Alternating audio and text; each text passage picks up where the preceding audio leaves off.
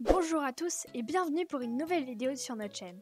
Aujourd'hui, nous allons parler de la fin de l'Empire romain, la chute de l'Empire d'Occident. Avant de commencer, précisons le pourquoi du comment du titre. Oui, en gros, pourquoi on parle de l'Empire romain d'Occident et de l'Empire romain d'Orient.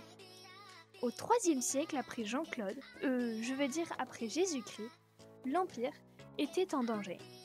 De nombreuses rébellions eurent lieu et des guerres civiles éclataient un peu partout.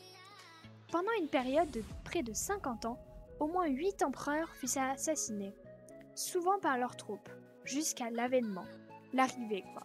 de l'empereur Dioclétien. Il décida d'instaurer une tétrarchie afin de mieux dominer le... Quoi ? Vous ne connaissez pas ce mot, tétrarchie ? Bande d'incultes ! Bon, ne t'énerve pas, je vais leur expliquer ce que c'est une tétrarchie. Bref, c'est une méthode politique pour diriger un État grâce à 4 personnes. Mais alors, qui sait et pourquoi l'Empire n'était pas divisé en 4 au lieu de 2 ?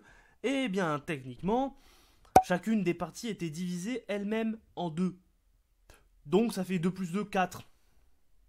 Bref, les 2 empires, donc, étaient dirigés par les Augustes, un par empire, et il était assisté par les Césars, un par empire aussi. Chaque Auguste dirigeait donc une partie de son empire, tandis que le César dirigeait l'autre partie. Explication beaucoup trop longue, j'espère que vous avez compris. Bref, en 305, les 2 Augustes, Maximilien pour l'ouest, c'est-à-dire l'Italie, la Gaule, la péninsule ibérique, le littoral nord-africain et le sud des îles britanniques et Dioclétien pour l'est, c'est-à-dire la Grèce, la Turquie, le littoral du Proche-Orient, l'Égypte et la côte libyenne jusqu'à l'actuelle ville de Benghazi, abdiquèrent en faveur de leurs Césars respectifs.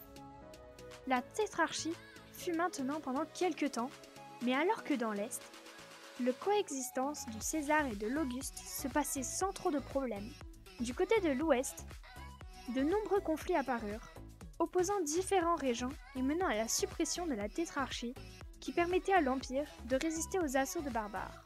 Parfois en étant réunis sous une même bannière, parfois en étant divisés par des guerres civiles, mais toujours en s'unissant contre les barbares. Jusqu'en 408, avant la mort de l'empereur Honorius, des hordes de barbares, aidés par les guerres civiles dans les provinces conquises, notamment en Gaule et en Espagne, alors appelée péninsule ibérique, déferlèrent sur l'Empire.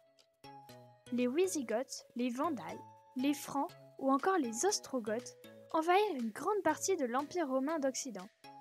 Le dernier empereur de l'Ouest, Julius Népo, tranché en Dalmatie, une région des Balkans d'où viennent les Dalmatiens, logique, et qui représente actuellement la côte nord de la Croatie, le Monténégro et l'Herzégovine, mourut assassiné en 480. Ainsi, la mort de l'empereur signifia la fin de l'Empire romain d'Occident. L'Empire romain d'Orient tenta de récupérer les territoires perdus de l'Ouest, mais à cause de l'énorme coût de maintenance des territoires conquis et désarmés, et aussi à cause de l'inimité, en gros, vu que les peuples conquis n'appréciaient pas les Romains, la majorité des territoires reconquis furent abandonnés ou perdurent lors de batailles. Et ainsi disparut l'Empire romain d'Occident. Petit dernier de la classe parti trop tôt. Attendez, il reste encore une partie de l'Empire. La chute de l'Empire d'Orient.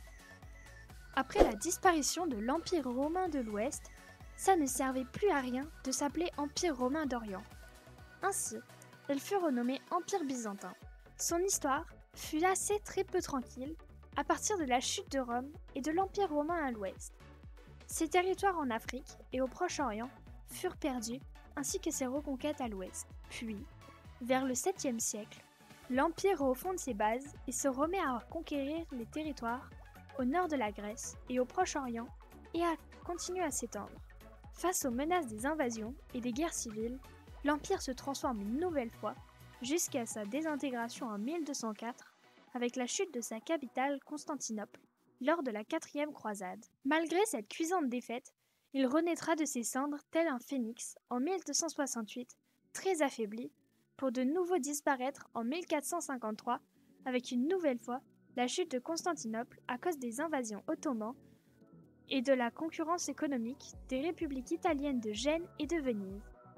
Il n'y a pas grand-chose à dire de plus sur le destin tragique de ce grand empire, devenu petit État à cause du changement d'ère du monde. Triste fin pour ce qui a été l'un des empires les plus grands et les plus puissants au monde, en tout cas par rapport à son époque. Petit ange parti trop tôt, tu nous mens. Attends, ça ressemble drôlement à la fin de la première partie. Ah oui, c'était juste pour rajouter une remarque.